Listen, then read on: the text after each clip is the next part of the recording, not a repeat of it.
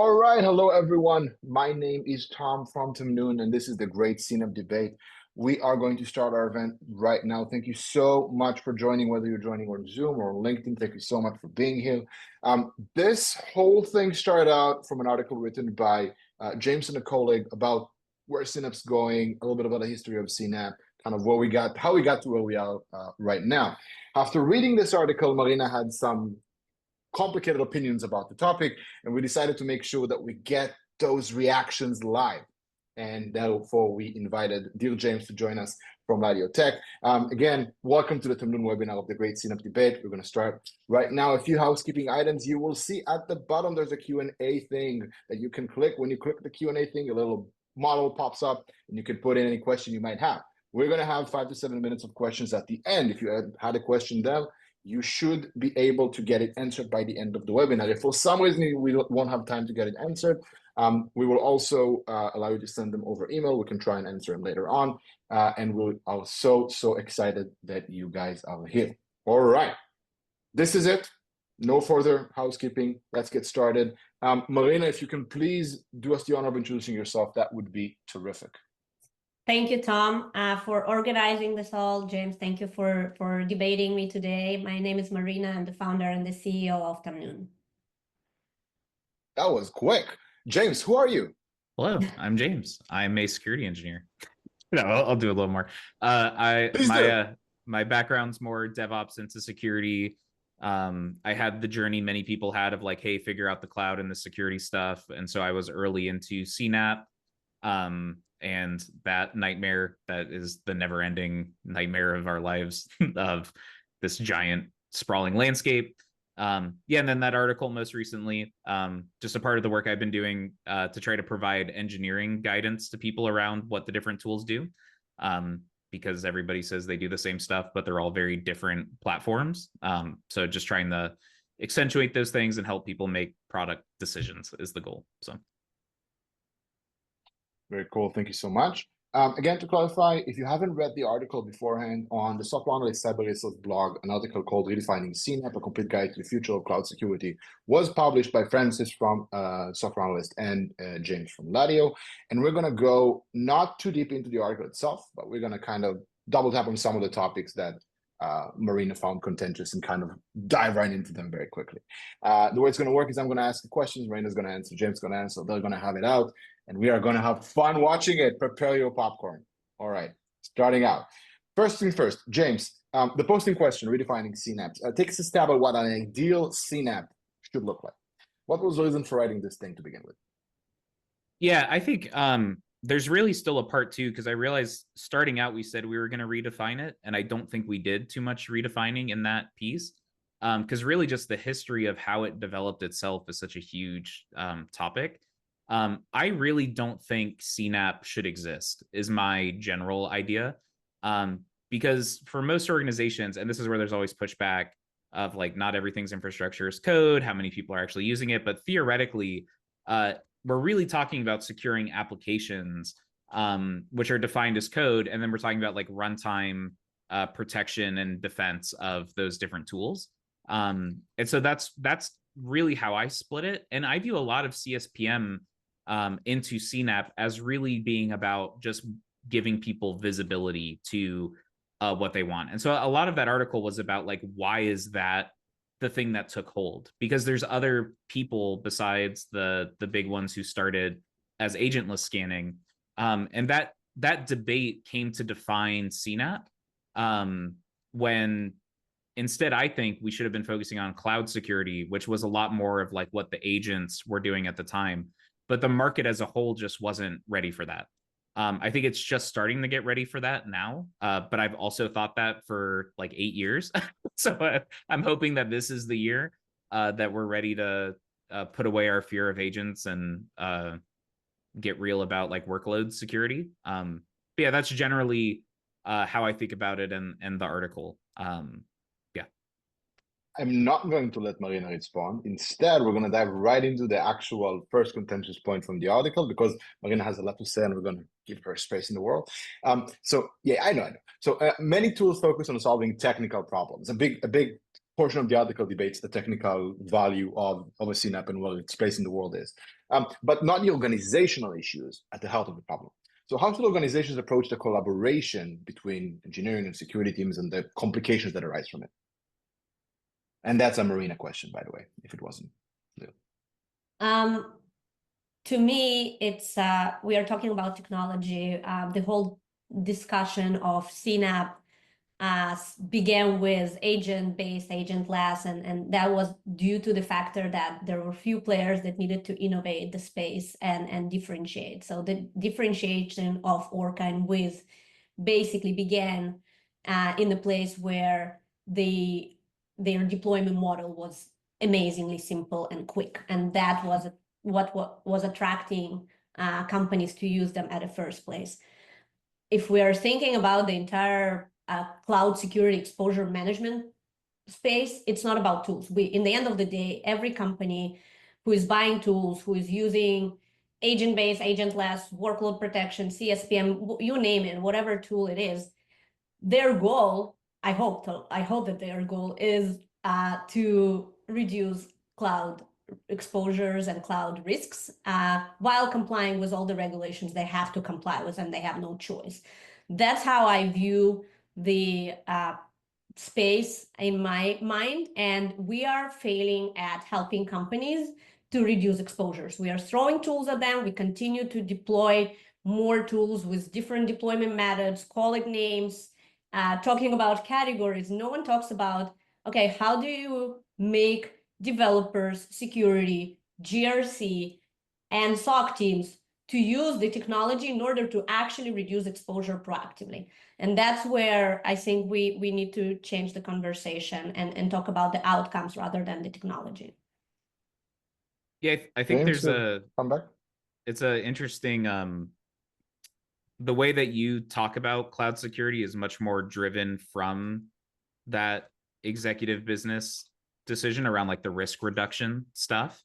Whereas I definitely think of it as like stopping attackers is like my goal. And I think those things are related, but they're not like one-to-one correlation. And that's why I've always loved the runtime stuff the most, is because I can see what an attacker is doing and I can stop them from doing it.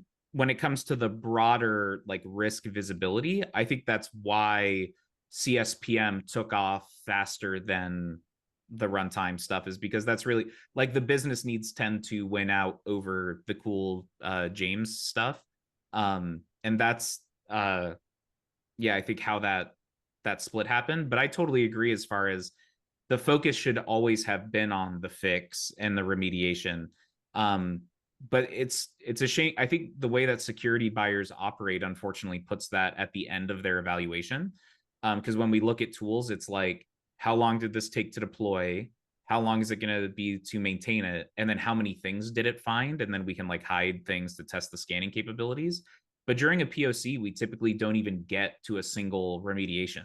And so we're not even really testing the tool for the main thing that we think we're buying it for. And I think that's at the core of how we get these big 10,000 alert generation machines without much of a fix. I think that a lot of the core problem starts with the original integration, like kind of how we start out with buying a tool and implementing properly in the organization. So when you buy something like Prisma, like Wiz, or any of the thousands of CNAPPs that we have in the world right now, what would be the first steps that you guys think would ensure it gets properly implemented into organizations? You don't just buy it and get stuck on the shelf. Marina, best practices for implementing CNAPPs properly? Start with some wins. I think you should scope it to the team that is most collaborative in the organization. Get them to do something amazing so you can brag about within the company, and then build your success stories and roll it out. I don't believe in starting with very advanced functionalities. I don't believe that we should start runtime in the beginning. It will generate an enormous amount of alerts unless you know how to do it properly and you know how to tune the alerting so that the only things you see are actually the ones that matter. I think starting with small and expanding is the way to go about it. And I would start CSPM, the core controls, that the minimum security measures that you would want to roll out in your cloud, MFA, make sure that there is nothing exposed. The simple things that we all know that everybody are not good at protecting. and add the runtime at the point where you know that you have a handle of some success stories. Collaboration between SOC and cloud security is crucial, and we have no idea how to build it. So think about that process. What happens when there is some incident, and how do you pass it between the cloud security and SOC teams within the tools or outside of the tools? It doesn't matter. Just make sure they know how to talk and when to talk to each other. Yeah, I think I agree with half of that, but I think it has to do with the way that the question gets phrased, as far as like, if the question's how do we best implement a CNAPP, which I can't forgive putting Prisma and Wiz right next to each other as interchangeable choices, because one of those is so much more usable than the other. But that was very politically correct of you. Yes, it was yeah. I won't say which, but you'll have to guess. It's a big secret. In reality, I think you're totally right, Marina, about like I think I always want to set people's expectations clear as to what you're about to do when you like integrate a CNAPP. Is you're about to unleash like a million alerts and findings, maybe like 10 to 20% of which actually matter. And the more they matter, the harder they're probably going to be to fix. Because one of those findings might be like, oh, you don't have encryption turned on for your databases. And then you just created like a year's worth of work to like do EBS volume migrations across all your instances. And so it's just being so realistic about when you start with the scanning, like what you're really going to do. And I think that's where I've always disagreed with the idea that CSPMs where we intuitively start. And I think it's the same mistake we make on application security when we start with pipeline blocking, when the real issue is like all of this tech debt we have to fix. And pipeline blocking is not actually doing that much. And I want us to think more about cloud infrastructure the way we think about like Windows and CrowdStrike, where it's like, we've got Windows out there, like, yes, we have to patch it, but CrowdStrike's on it, so we feel relatively safe. I wish that's how we approached cloud infrastructure more, where it's more like, hey, we've got the runtime agent on our workloads there, not CrowdStrike, hopefully, but a better one. You've got that on the runtime side, and then you're able to feel good about then tackling the backlog of the configuration findings. So that's why I actually think starting with runtime is unintuitive, unfortunately, to how we've approached cloud, but I think it's actually the best place to start, because it's where you're getting a lot of value for free with no one actually doing any work besides running a Helm install to get the agent deployed. Following up on that, I think that the core thing that people struggle to understand is the space a specific tool should cover. So what's the breadth that a thing should have? What parameter should be around a selection of tool? And generally speaking, again, general best practice advice. I have a lot of cybersecurity knowledge in the room right now. Not me, these guys, by the way. How should customers choose the right tool for their specific environment instead of buying something that quote unquote covers the entire space a CNAPP would supposedly cover? Or in other words, what is the perimeter of the tools that we choose? How do we segment what belongs to what tool properly when we try to buy a specific tool? All in one, best in class, specific. How do we even begin to differentiate between the two? Marina, your game. That's a very tough question to answer. I think the selection of CNAPP is still something that we have no clue how to do it properly. There are a good amount of knowledge that are running around. I've seen some of really good use cases and criteria spreadsheets on selection of CNAPPs. Those are very outdated. And we need to maybe work as an industry to update that. James probably can talk about it as well. Defining what you want to achieve within a year and selecting CNAPP that will get you there as fast as possible with the less amount of resources. And by resources, I mean not only how much you pay to the CNAPP, but also how much internal resources, training you need for adoption.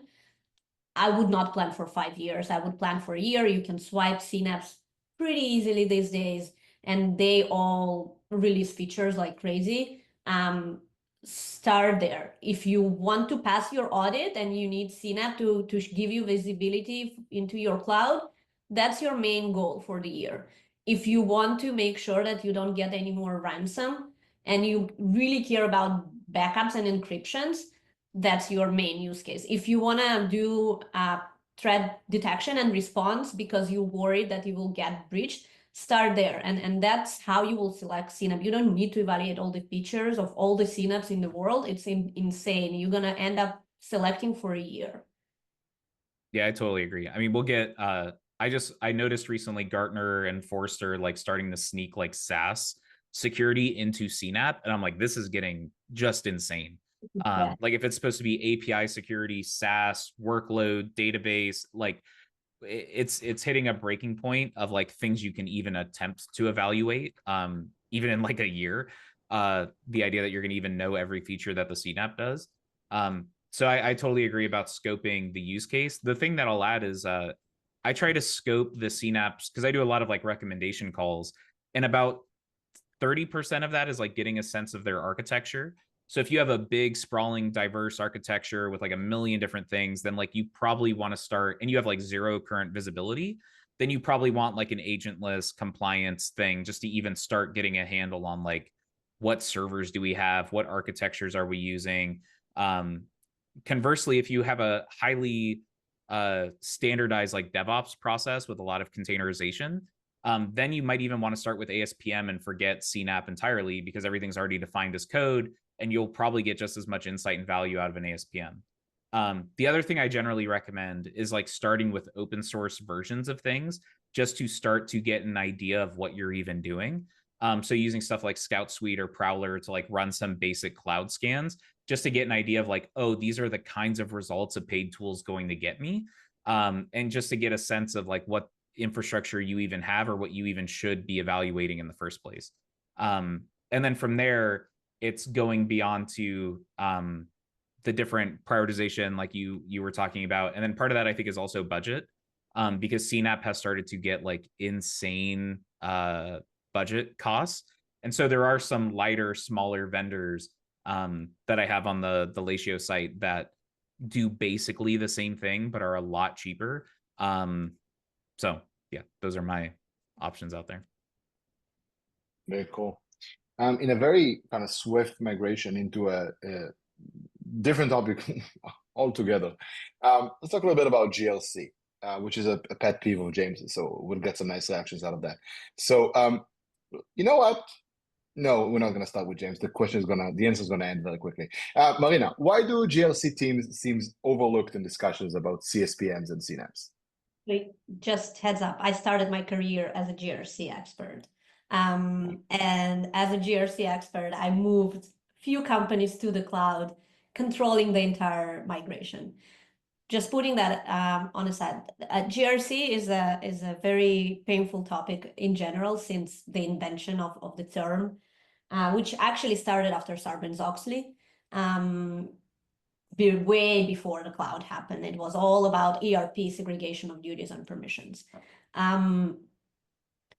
If you have a smart GRC and technical hands-on person in the room, the entire discussion will be amazingly more meaningful and easier because it can help you to align what stupid compliance requirements mean in a meaningful way that will help company to actually drive security, because compliance drives urgency, and then you can deliver better security solutions faster and get the resources you need. A lot of times we don't want to spend money on GRC, so that you end up with an out-of-college graduate who's running your spreadsheets that were handed over to compliance people, and that's why we'll have such a terrible impression about what GRC means to the company. Having this function in a perfect world, having a technical GRC person can help you to align the security to regulatory requirements and drive your program to a place where you actually know what you're doing, why you're doing, and you can push back on your auditors big way when you know what you're talking about. Because if you cannot encrypt your database because it will cost you more than the risk that is included in this database, you can push back on the auditors.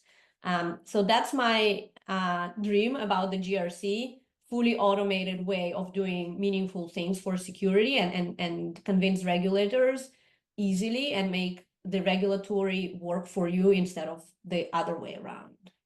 Did I answer the question? You did, but I think that you also made it a little bit more soft around the edges. So I think that James will feel less offended by the answer. So I'm just gonna let James, Oh no, I totally give his agree with perspective. I agree with everything you said around, like, I've worked with some wonderful, wonderful GRC people, and the ones that I like the most are the ones who are having a collaborative discussion about, like, here's the finding, here's the technical reality of what it means and what it would take to fix. And then, like, what's the auditor trade-off? Like, can we take the hit on that? Like, it's a little bit of negotiation that's happening, a little bit of like lawyering too that's happening. So my issue is not with the value of GRC in general. I think good GRC people are super helpful.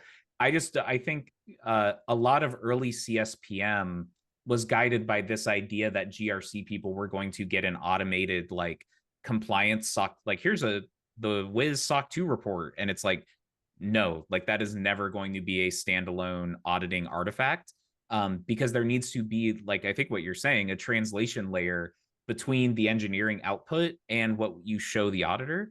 And so that's why, like, with the question around like, why is GRC overlooked in these discussions around CSPMs and CNAPP, it's like, I don't think they have a real reason to be directly in the tool almost ever.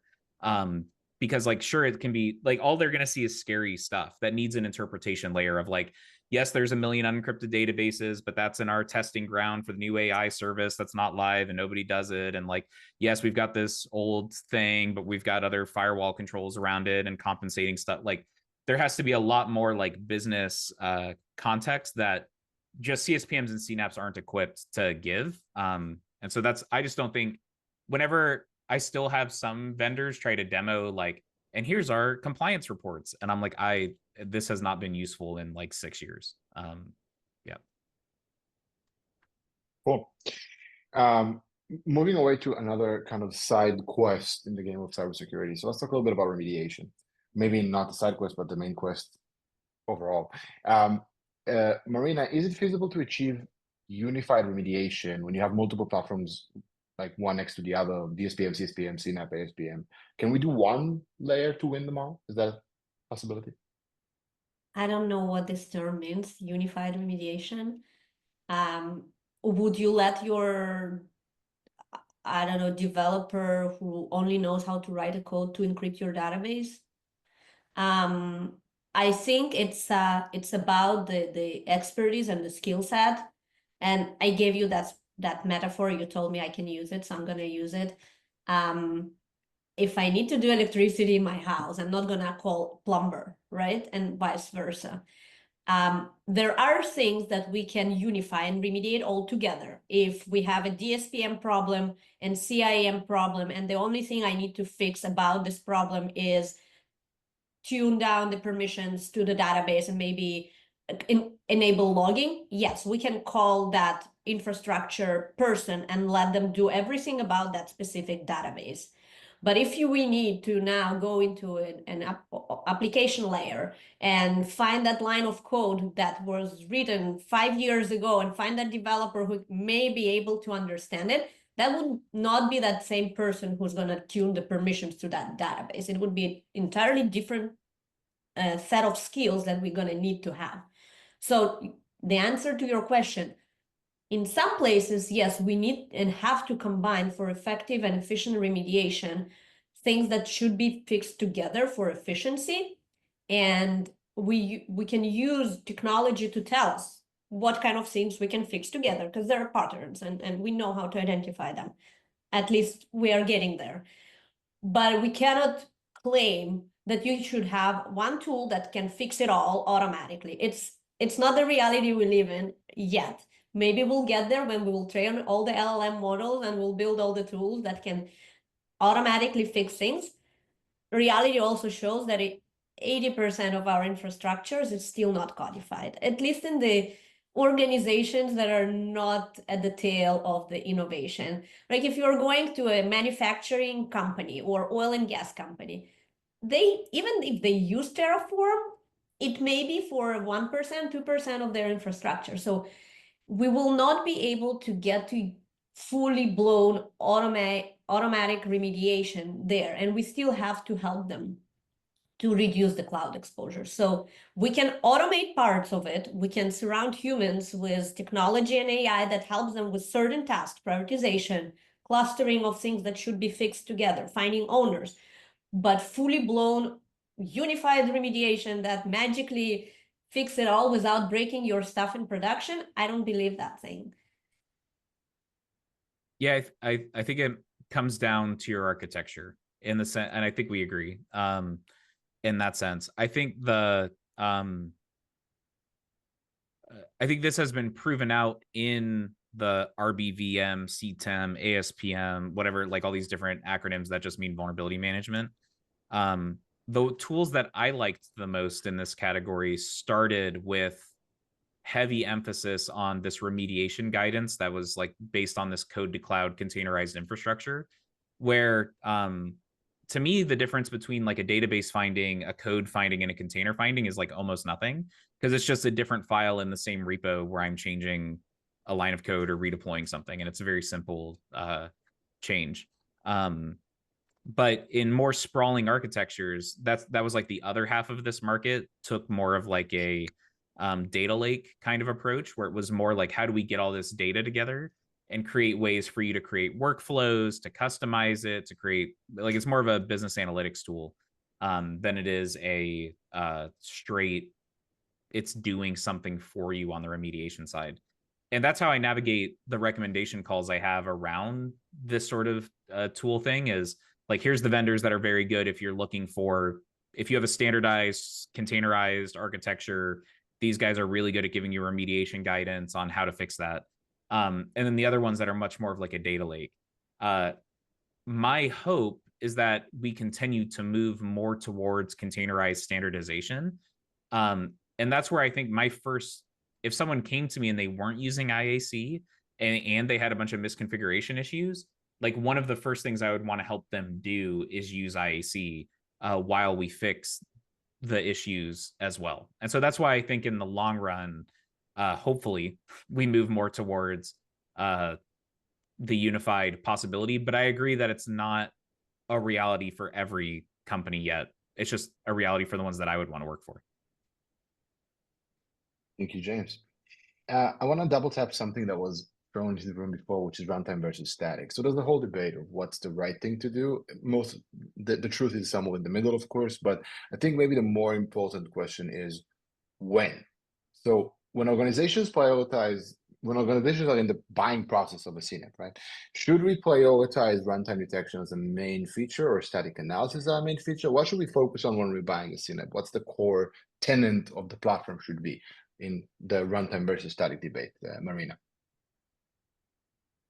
I think it's a philosophical question about how you structure your cloud security team in general. Are you investing more in protection or prevention, or response and or prevention?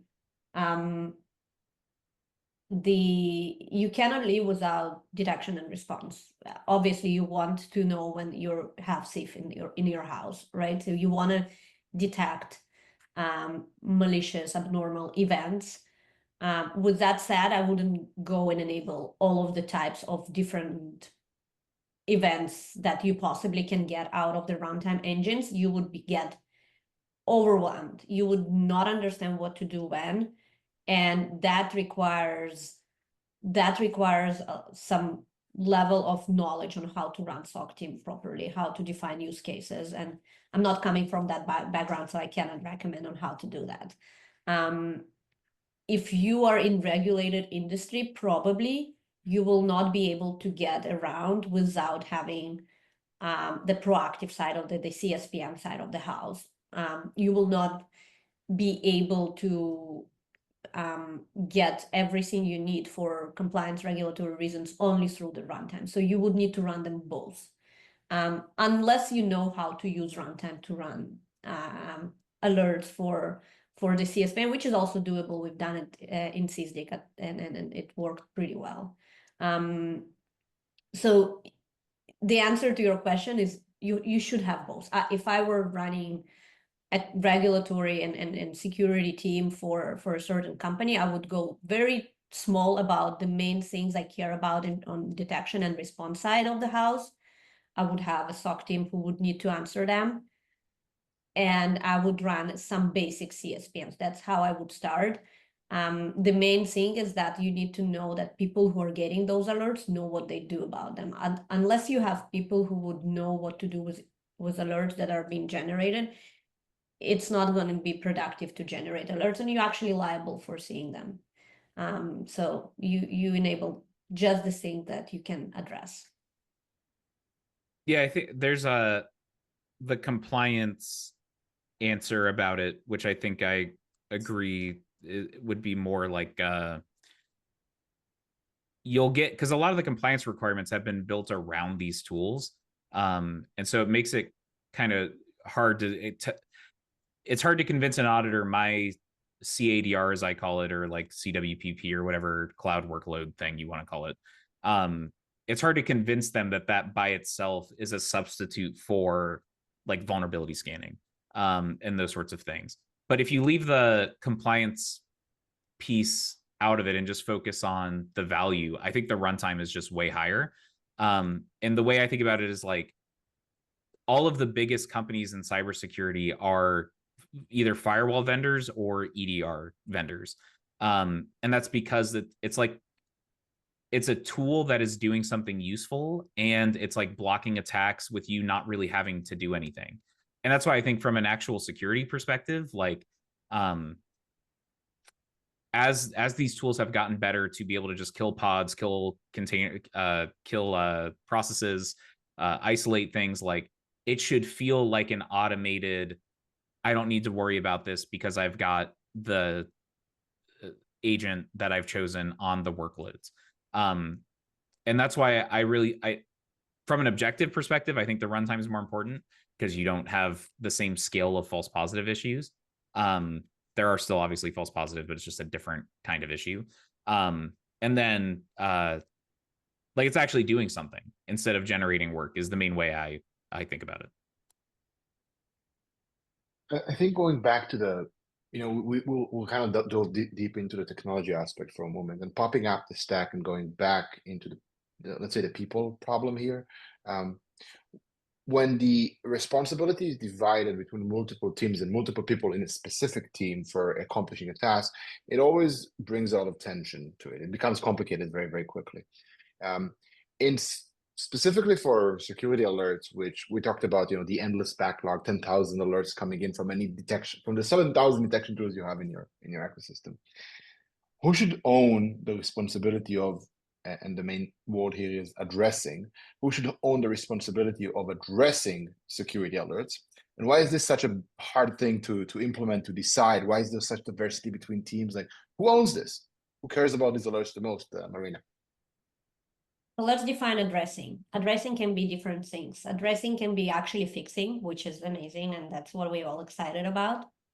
Addressing can be documenting the risk acceptance to make the auditor get off your shoulder. Addressing can mean tuning your CNAPP tool, and by CNAPP I'm overgeneralizing all the tools in the space, to make sure that the noise is not there anymore. And it can be applying exclusion. I want to go back to this in a year. Okay, so addressing can mean different things, and there are different owners for each type of addressing. The fix, the first one, obviously, it's an owner who deployed the infrastructure or wrote the code, right? You need to find the owner. They are responsible addressing it, but the cloud security team or security team, together with GRC, will be responsible to prioritize it for them and tell them why this risk is important to fix and when. Because if they are throwing 1,000 alerts at a developer who is responsible to fix it, most likely 0 will be fixed. So it's better to throw 2 a week and explain why you're doing that. So the addressing, the fix we cover. Now, risk acceptance, exclusions, all of it is GRC type of work.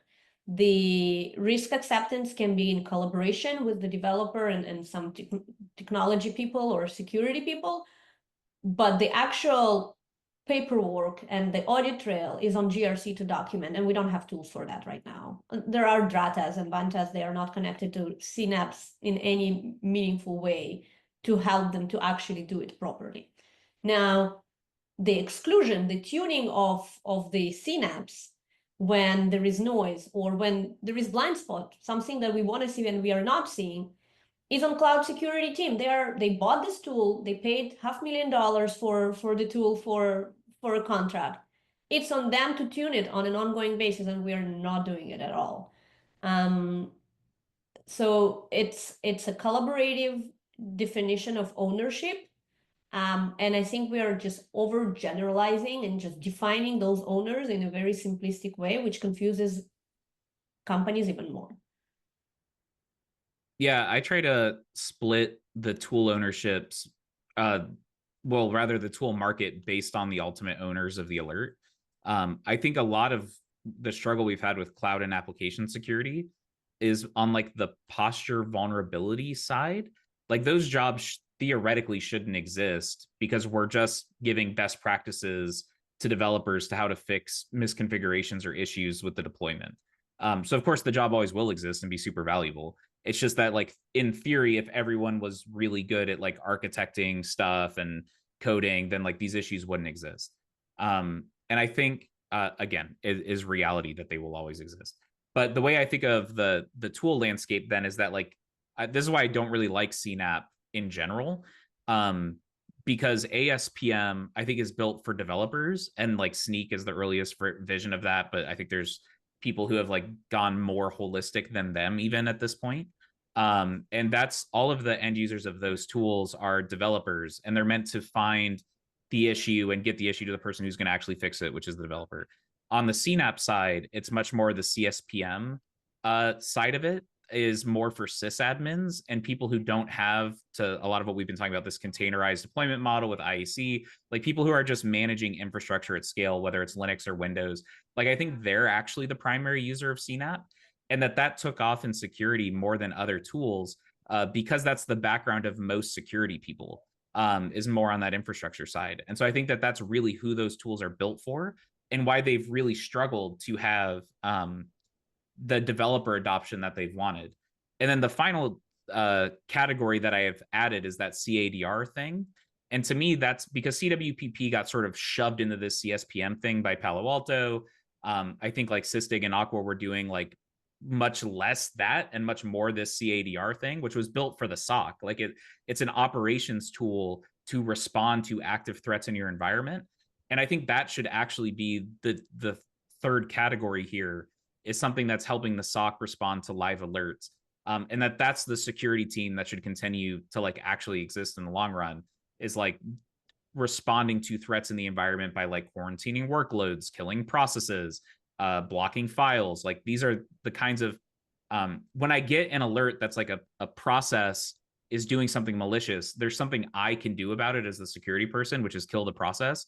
When I get an alert that a database is unencrypted, there's nothing I can directly do about it. Like all it did was tell me to start a million conversations and Slack channels with a bunch of other people. And so that's why that's how I generally separate the market. CNAPP, every CNAPP vendor is obviously going to tell you that all three of those things are best in the same tool, blah, blah, blah. Like, and theoretically they are, but I still just haven't seen anyone execute like super well across all three. I rank CNAPP vendors based on how well it seems like they've been able to do that.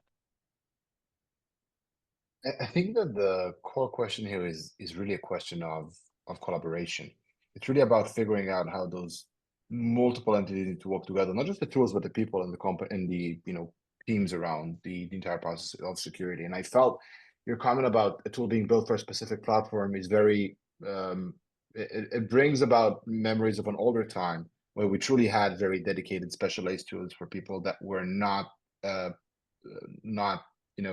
involved with a handover process at all.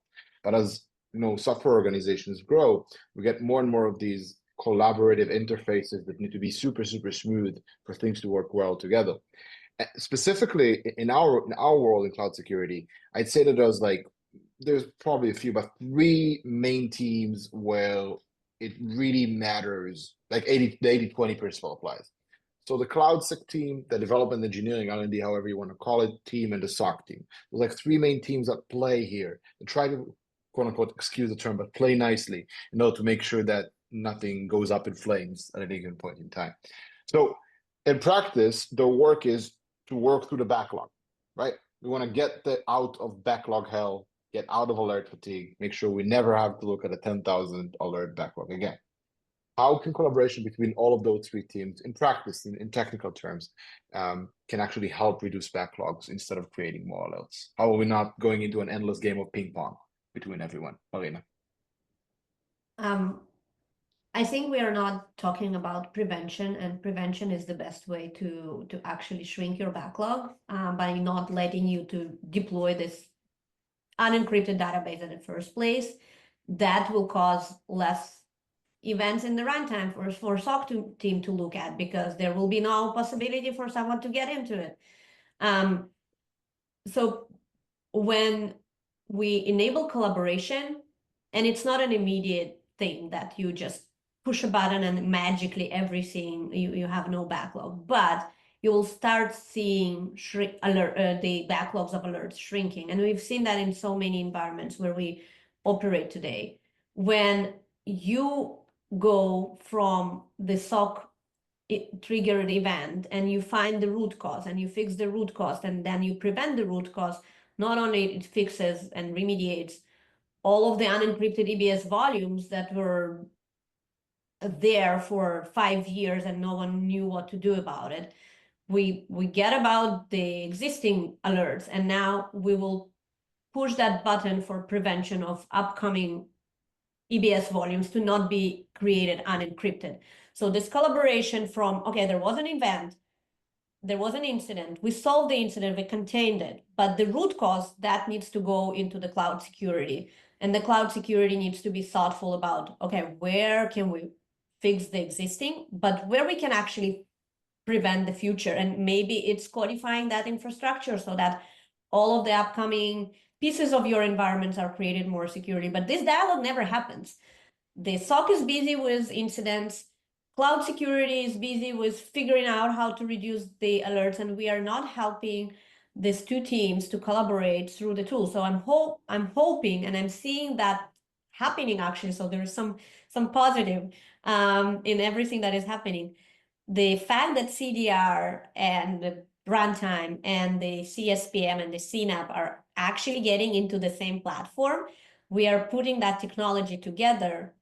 And now we need to create this dialogue inside of the organization, and how maybe there is some feature that CNAPPs can give us to make them talk together, to make SOC identify that CSPM alert that was related to that incident that should be fixed faster in order to reduce that backlog. And that would start shrinking them. And we actually seen that it is possible. We've done it in several environments. So I'm so passionate about making this collaboration even more possible through the technology and through the dialogue and best practices for the industry, that it's on us to define and deliver. Yeah, James, your ball. Marina's saying that she's seen it undermines my answer, which is that it just doesn't happen. In the sense of, I have only ever seen backlogs go up, and I think it's not that you can't fix specific issues. Like you can make your number of criticals go down, or like if you scope the backlog correctly, then I think it's possible to obviously remediate those things. But in general, I just think the nature of software development as a whole makes the goal of a zero backlog unobtainable unless you just stop deploying things, especially for fast evolving technologies where it's there was a time when Kubernetes didn't have security context to decide how to run pods. There's a time when seccomp policy didn't exist, network policy didn't exist. Do you need a network policy? Do you need seccomp? That's a very debatable finding. So if you're a CNAPP vendor, how do you surface that to an engineer? Is that a medium or a low, or maybe you should do it kind of guidance? That's the problem, is that we're really trying to give generic best practice advice to companies. And then that's why the backlog on its own just can't go down, because there's new LLM guidance coming out, and how should we think about those? You don't even know the way you're implementing your OpenAI calls. Maybe it's the right way to do it now, but that's there's some security flaw that gets discovered. we just have to be prepared for these things to always continue to evolve. And so that's why I focus more on like the threat modeling side and understanding technologically like what's actually happening in your environment architecturally. And then from that understanding, you can make better decisions about that backlog in terms of yeah, I know we shouldn't, or like I know we should use a set comp policy, but risk accepted. to use the I was getting like FedRAMP flashbacks as Marina was using the risk acceptance language, and like yeah, it's all that to say, I think the reality of what we're doing is just that we should accept that we're not going to hit this like I'm good situation. Thank you, James. Before we move on to the next question, I want to remind everyone that there's a Q&A thingy on the bottom of the Zoom thing. If you don't click it and add questions, then we're not going to have questions to ask in the Q&A. That's fine. I have a backlog of 25 questions I can ask these people. I'm not going to ask all of them, but just so you know, I'm good. So if you have a question to Marina or to James, please feel free to use the Q&A button at the bottom. I'm very excited about the one that's been asked. Yes, I've seen it. We will get to it in a moment. But if you have other questions which are not what would be the term, completely attack worthy, or I have no nouns and no adjectives for this. Like if you have other questions, you should add them too, and we'll let James take his fun with that question in about 12 minutes. So one extra question. Let's talk practicalities. So some practical advice for organizations starting out. If people are just starting out the cloud security journey, maybe we explode to like 200 engineers over like 3 months, and we really got to get that program set up. What's the one piece of advice you'd give? I'm starting out, no cloud security program at all, starting from scratch. What should I focus on? Marina, let us know. Wow.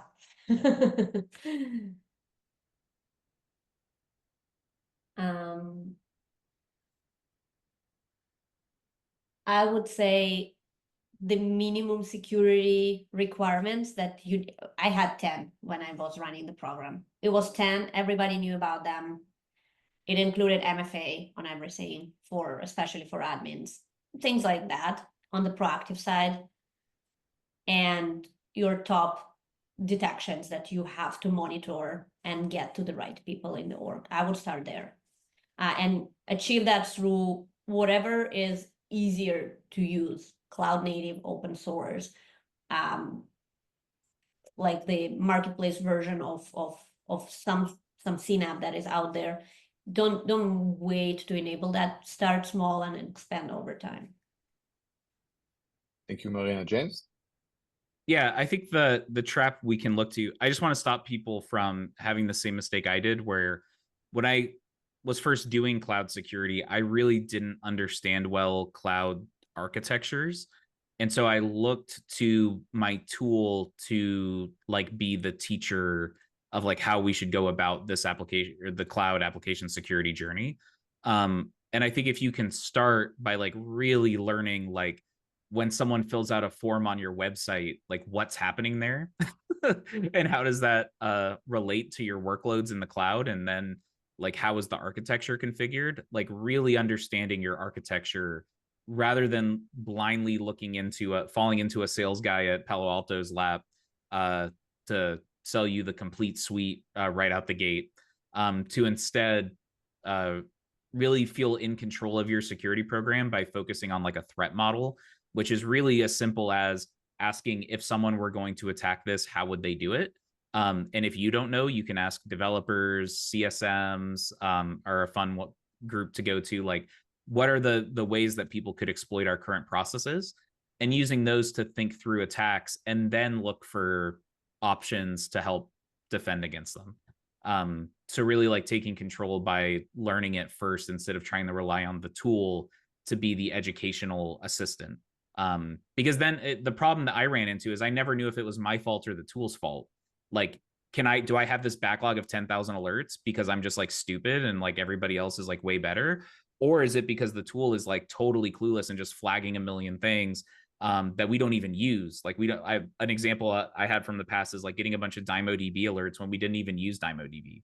And it's like, how are you supposed to know if you don't know your architecture? Like, is it my fault or the tools? So just starting with that like knowledge and threat model and then moving into the tool discussion. Love it. And to cap things off, one last question from me to you. Please answer quickly because we do have to get to the Q&A, and those are very lengthy questions that we're going to get to in a moment. The future. Marina, again, quick and sweet and quick and short, quick and simple. Where do you see the industry in 5 years, and what should we aim to achieve from your perspective on kind of the ecosystem?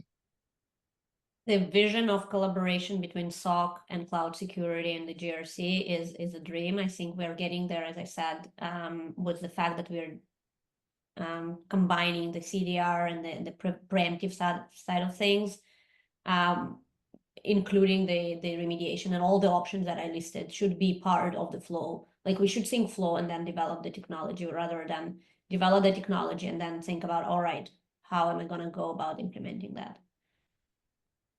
Very cool. Yeah. James? I'll say AI as a joke. But then I think the real thing is the CADR category that I made up. I think it's like is so the amount of things we can do with runtime is so amazing at this point. Where it's finally getting to the point of like, all this time I've wanted tools that can detect attacks against applications running in my environment, because that's what's running on the container. That it's cool to finally see people getting to that point, to not view these things as isolated events, but putting everything together into a single attack story. Yeah, CADR is the thing that I am the most excited about, which is cloud application detection response, including application into the cloud workload defense stuff. Thank you very much, James. We are at the final section of the webinar, folks. We are at the Q&A. Remember, if you have any other Q&As, try and drop them right now. We're going to start by chronological order. First, anonymous attendee. Boo, give us your name. For James, why do you feel that CrowdStrike isn't the best option? Oh, I now understand why it's anonymous. That's why do you feel that CrowdStrike? 100%. Why do you feel that CrowdStrike isn't the best option for cloud workloads? I mean, I have the blessing of having evaluated these tools like hands-on as part of like people wanted to sell me on them. And I just straight up thought it was broken because I couldn't get it to trigger an alert, both that and Sentinel-1. I think those tools are great. I think they're cool. I think they are built fundamentally for Windows workloads, and then supported Linux as an afterthought, and are now supporting containers as an afterthought. And so I'm sure they continue to get better. I'm not like trying to totally dunk on them or anything. I just think there's a fundamental difference between those different those I think of them as like legacy EDR tools. There's just a difference between where they have to focus, because they're supporting big enterprise environments that don't just have containerization is a small part of what they do. And I think containerization has been a fundamental shift in architectures, and I didn't get alerts from them on stuff that I thought I should get alerts from, that I did get alerts from other tools like Sysdig, Datadog, Wiz, they're like Aqua. Like I will get a vendor email if I don't list all of them, but I could continue to go on. Very cool. Thank you so much for being transparent and honest on this. Alon has a very long question. I'm going to read it super quickly. I think CNAPPs are great enablers of an observability/governance layer for enterprises. However, they have been trying to break into the implementation automation markets for a while. I feel like lately they've been seeing a lot of moves into runtime security, forensic security automation, and incident response. I know that CNAPP is a made-up Gartner term, no shit, but at the moment it feels like the market as a whole, and especially CNAPPs, are just aiming to do everything. What limits do you think make sense for the CNAPP to not branch into? Some places I've seen them stumble are in the networking and on-prem coverage. I guess, Marina, if you can start answering that, and then James, give us kind of your gist. I would recommend them staying in the PaaS space, in the kind of a protecting your production infrastructure. Stay away from corporate security. Like you don't want to protect Jira and Salesforce if your proficiency is in the cloud. On-prem is interesting. I actually think you need to think about it as a team that you are serving with the tool.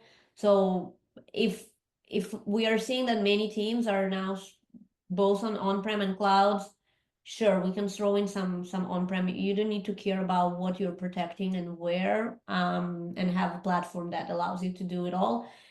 Tech-wise, I don't think it's possible to do it pretty neatly. So that's why I would stay in the cloud security protection space. So protect all the Googles, Azures, and Oracles, and just stay there. Everything there is fine. The rest, just don't get into too many things. It would not look good. It wouldn't be a low quality stuff. The Wiz laptop protection agent. Never tried. No, I'm just kidding. That would be the too far in the IT direction, maybe. I mean, I split. I think Wiz's success, I think, is because they haven't been guided by that CNAPP acronym. I think the fundamental idea is that sysadmin use case for like visibility, the ASPM code use case for the code to cloud, and then the CADR like application detection response visibility stuff. I think Wiz is it. I'm against the idea that CNAPP should exist and do all three of those things, because I think fundamentally those three people don't want to be in the same platform. But if it's going to exist, which I'm open to the idea of someone doing it well, I just haven't seen it. I think Wiz is the closest to trying to tie all that together. So if I'm a CNAPP and my goal is to tie those things together, I think it comes down to like the data architecture. And those are the pieces that you're tying together, is the runtime, the cloud architecture, and the code, and trying to get those things into a unified story that benefits from the cross context. Thank you, James. Moving on. Valerie asks, what is the impact of the AI technology's explosion on the aspects of protecting cloud assets against AI-powered attacks, protecting AI running workloads, and leveraging AI in the protection strategy and tools? These are very lengthy questions. I'm going to just ask AI and then let you guys answer it.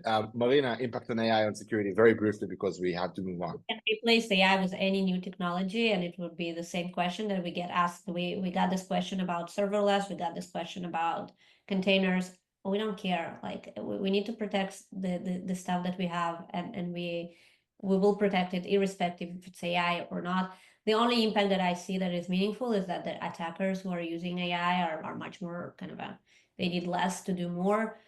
So we need to be faster, and we need to be more powerful and have more resources and knowledge. That's all it means to me.